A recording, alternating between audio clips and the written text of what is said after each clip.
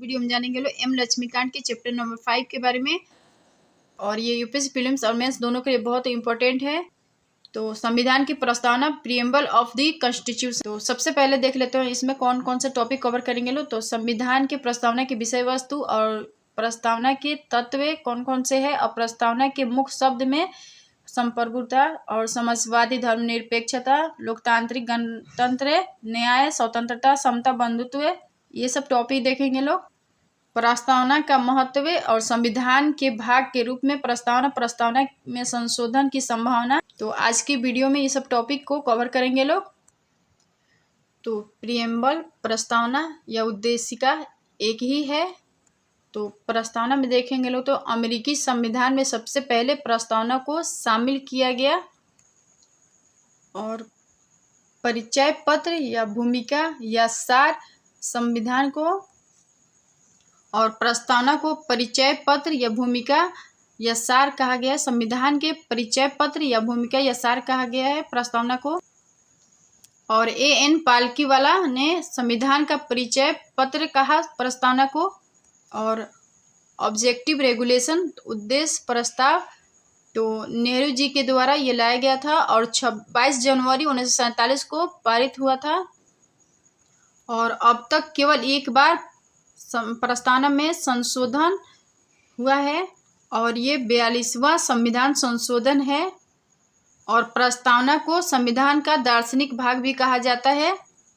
और प्रस्तावना के मुख्य तत्व के वर्णन की बात करेंगे लोग तो अधिकार का स्रोत और प्रकृति, उद्देश्य और तिथि की बात करेंगे लोग। अधिकार का स्रोत तो जनता, हम भारत के लोग, और प्रकृति में संपूर्ण प्रभुत्व संपन्न आएगा, और उद्देश्य में न्याय, स्वतंत्रता, समता, बंधुत्व आएगा। और तिथि की बात करेंगे लोग तो 26 नवंबर 1949 को संविधान की पारित तिथि लिखा गया। बंधुत्व में देखेंगे लोग तो हम सभी ऐसा आचरण करें जैसा कि हम एक परिवार के सदस्य हो, और कोई भी नागरिक किसी दूसरे नागरिक को अपने से कमतर न माने। और गणराज्य में देखेंगे लोग तो शासन का प्रमुख लोगों द्वारा चुना हुआ व्यक्ति होगा, न कि किसी वंश या राज खानदान का।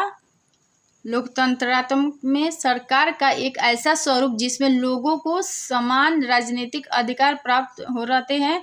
लोग अपने शासन का चुनाव करते हैं और उसे जवाबदेह बनाते हैं। यह सरकार कुछ बुनियादी नियमों के अनुरूप चलती है।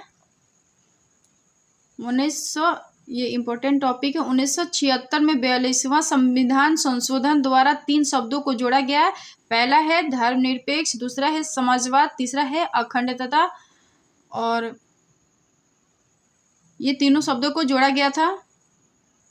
न्याय में देखेंगे तो नागरिकों के साथ उनकी जाति, धर्म और लिंग के आधार पर भेदभाव नहीं किया जाएगा। और स्वतंत्रता में नागरिक कैसे सोचे, किस तरह अपने विचारों को अभिव्यक्त करे और अपने विचारों पर किस तरह अमल करे, इस पर कोई अनुचित पाबंदी नहीं है। और समता में कानून के समक्ष सभी लोग समान हैं। पहले से चली आ रही सामाजिक असमानताओं को समाप्त होना होगा, और सरकार हर नागरिक के समान अवसर उपलब्ध कराने की व्यवस्था करे।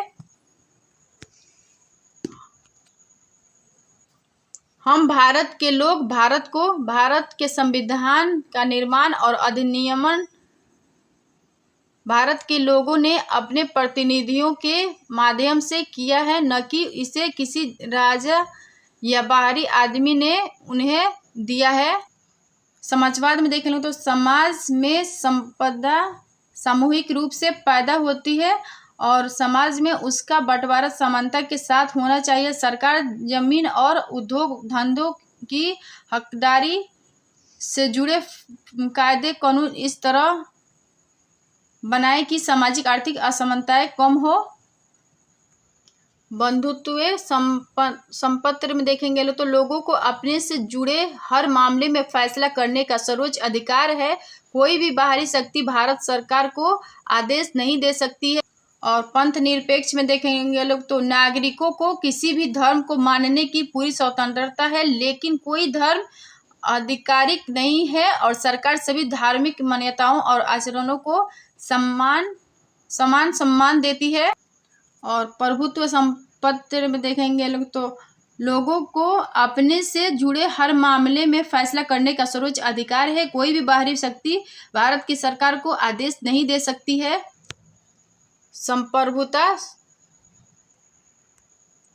संप्रभुता सोवरेनिटी में देखेंगे तो संप्रभु शब्द का आशय है कि भारत न तो किसी अन्य देश पर निर्भर है और न ही किसी अन्य देश का डोमिनियन है। इसके ऊपर और कोई शक्ति नहीं है और यह अपने मामलों आंतरिक अथवा बाहरी का निस्तारण करने के लिए स्वतंत्र है।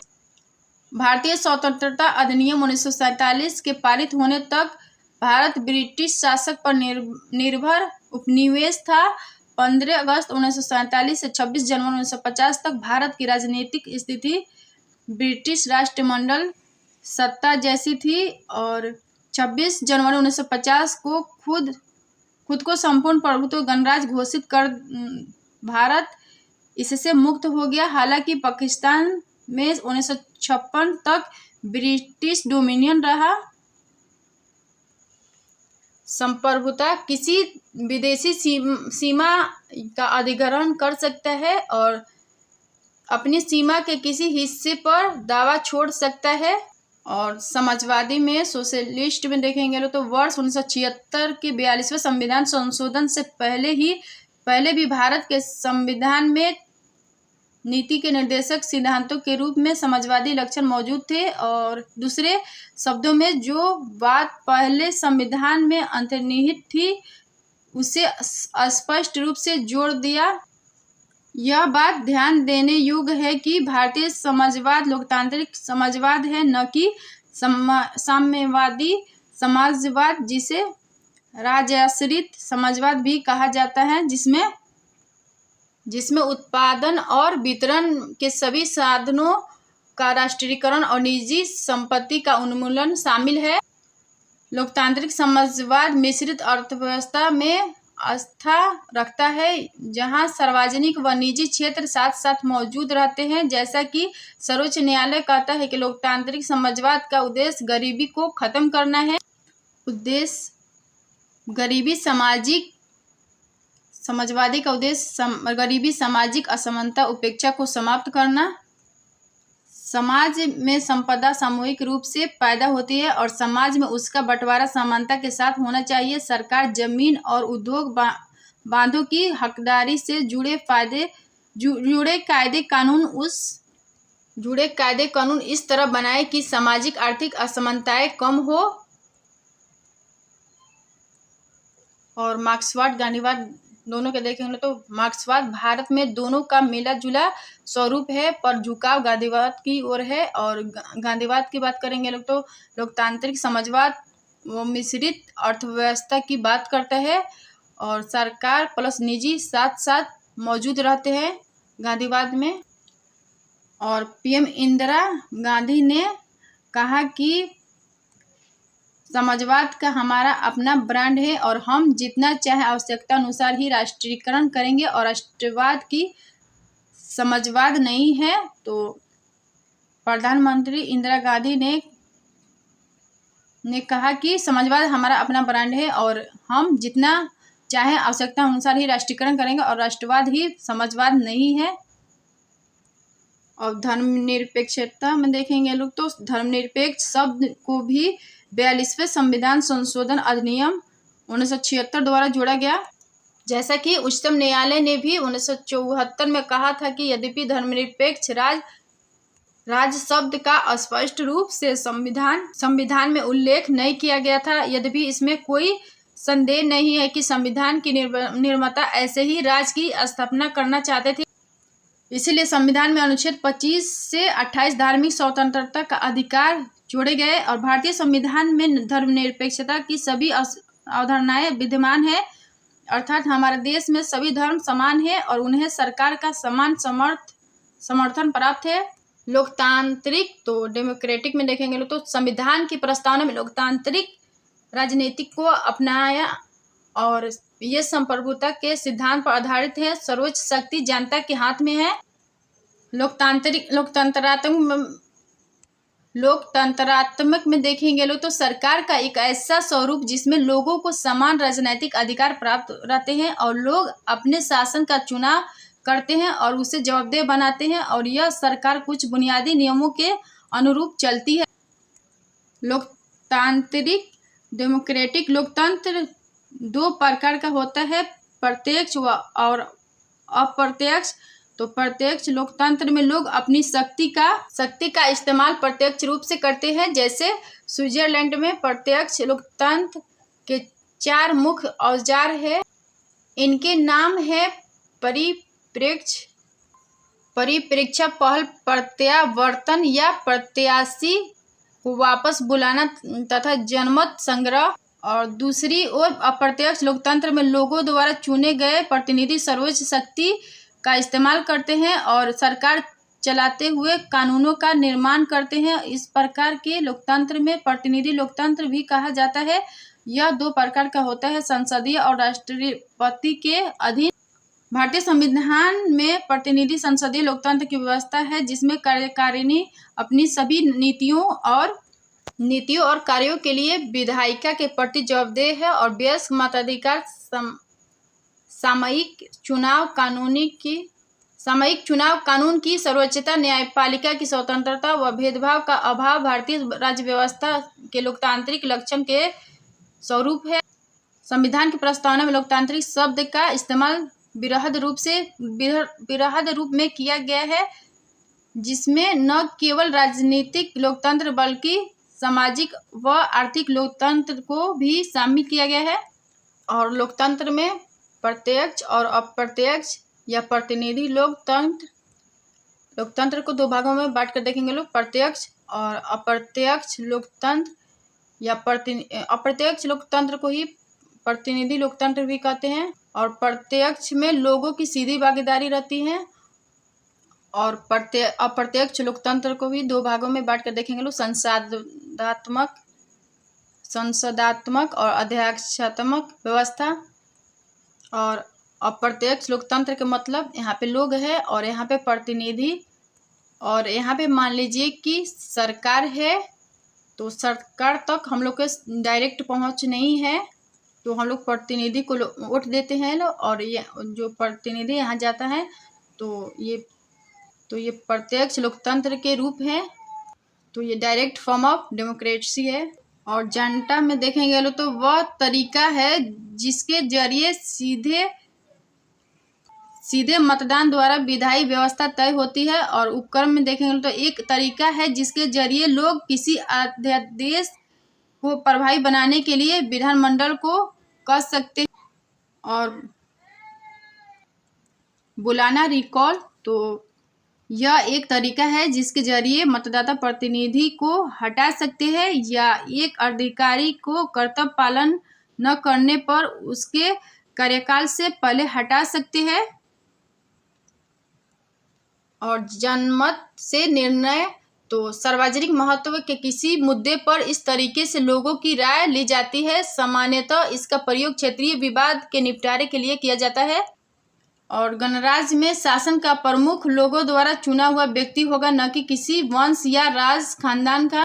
गणराज्य तो शासन का प्रमुख लोगों द्वारा चुना हुआ व्यक्ति होगा, न कि किसी वंश या राज खानदान का। और गणराज्य में रिपब्लिक में देखें तो एक लोकतांत्रिक राज्य व्यवस्था को 2 भागों में बांटा जा सकता है, राजशाही और गणतंत्र। राजशाही व्यवस्था में राज्य का प्रमुख आमतौर पर राजा या रानी उत्तराधिकारिता के माध्यम से पद पर आसीन होता है या होती है, जैसा कि ब्रिटेन में। वही गणतंत्र में राज प्रमुख हमेशा प्रत्यक्ष अथवा अप्रत्यक्ष रूप से एक निश्चित समय के लिए चुनकर आता है या आती है, जैसे अमेरिका। और इसीलिए भारतीय संविधान की प्रस्तावना में गणतंत्र का अर्थ यह है कि भारत का प्रमुख अर्थात राष्ट्रपति चुनाव के जरिए सत्ता में आता है या आती है। उसका चुनाव 5 वर्ष के लिए अप्रत्यक्ष रूप से किया जाता है।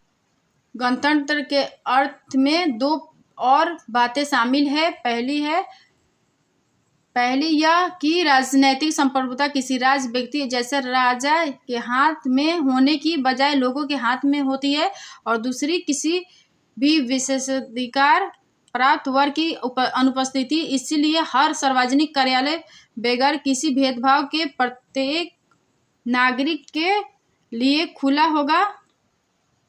न्याय में देखेंगे लोग तो नागरिकों के साथ उनकी जाति, धर्म और लिंग के आधार पर भेदभाव नहीं किया जा सकता है। और न्याय जस्टिस में देखेंगे लोग तो प्रस्तावना में न्याय 3 भिन्न रूपों में शामिल है: सामाजिक, आर्थिक व राजनैतिक। और इसकी सुरक्षा मौलिक अधिकार व नीति के निर्देशक सिद्धांतों के विभिन्न उपबंधों के जरिए की जाती है। सामाजिक न्याय का अर्थ है हर व्यक्ति के साथ जाति, रंग, धर्म, लिंग के आधार पर बिना भेदभाव किए समान व्यवहार।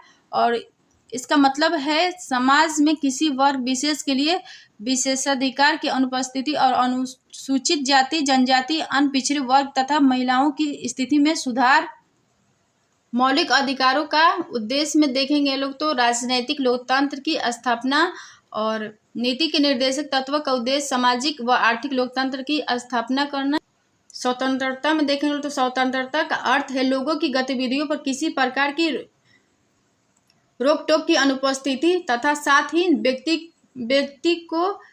के विकास के लिए अवसर प्रदान करना। प्रस्तावना पर व्यक्ति के लिए मौलिक अधिकारों के जरिए अभिव्यक्ति, विश्वास, धर्म और उपासना की स्वतंत्रता सुरक्षित करती है। इनके हनन के मामले में कानून का दरवाजा खटखटाया जा सकता है। जैसा कि प्रस्तावना में कहा गया है कि भारतीय लोकतांत्रिक व्यवस्था को सफलतापूर्वक चलाने के लिए स्वतंत्रता परम आवश्यक है। हालांकि स्वतंत्रता का अभिप्राय यह नहीं है कि हर व्यक्ति को कुछ भी करने का लाइसेंस मिल गया हो। स्वतंत्रता के अधिकार का इस्तेमाल संविधान में लिखी सीमाओं के भीतर किया जा सकता है। संक्षेप में कहा जाए तो प्रस्तावना में प्रदत्त स्वतंत्रता एक मौलिक अधिकार शर्त रहित नहीं है। हमारी प्रस्तावना में स्वतंत्रता, समता और बंधुत्व के आदर्शों को फ्रांस की क्रांति 1789 से 1799 ईस्वी से लिया गया है। और समता, इक्वलिटी में देखेंगे तो समता का अर्थ है समाज के किसी भी वर्ग के लिए विशेषाधिकारों की अनुपस्थिति और बिना किसी भेदभाव के हर व्यक्ति को समान अवसर प्रदान करने के उपबंध। भारतीय संविधान की प्रस्तावना हर नागरिक को स्थिति और अवसर की समता प्रदान करती है। और इस उपबंध में समता के तीन आयाम शामिल है: नागरिक, राजनीतिक व आर्थिक। और मौलिक अधिकारों पर निम्न प्रावधान नागरिक समता को सुनिश्चित करते हैं। पहला है विधि के समक्ष समता, अनुच्छेद 14। और धर्म, जाति, लिंग या जन्म स्थान के आधार पर मूल वंश निषेध, अनुच्छेद 15। और लोक नियोजन के विषय में अवसर की समता, अनुच्छेद 16। और अस्पृश्यता का अंत, अनुच्छेद 17 है। और उपाधियों का अंत तो अनुच्छेद 18 है। बंधुत्व का अर्थ है भाईचारों की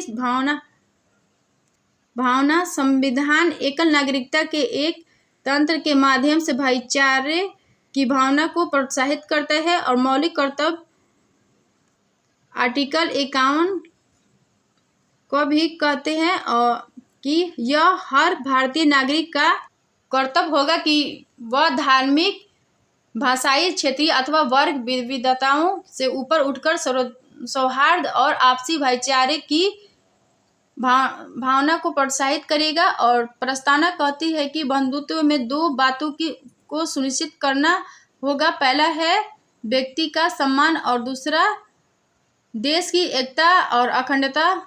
और शब्द को 42वां संविधान संशोधन अधिनियम 1976 द्वारा प्रस्तावना में जोड़ा गया।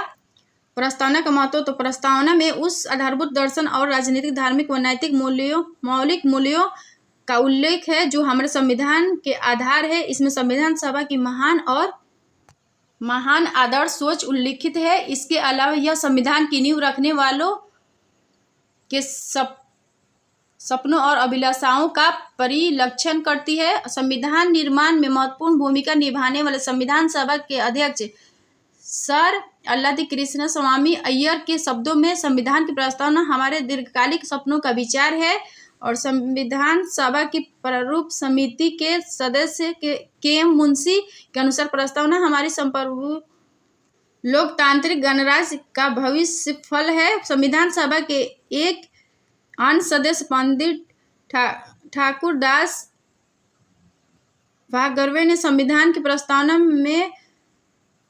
के संबंध में कहा कि प्रस्तावना संविधान का सबसे सम्मानित भाग है। यह संविधान की आत्मा है, यह संविधान की कुंजी है, यह संविधान का आभूषण है, यह एक उचित स्थान है जहां से कोई भी संविधान का मूल्यांकन कर सकता है।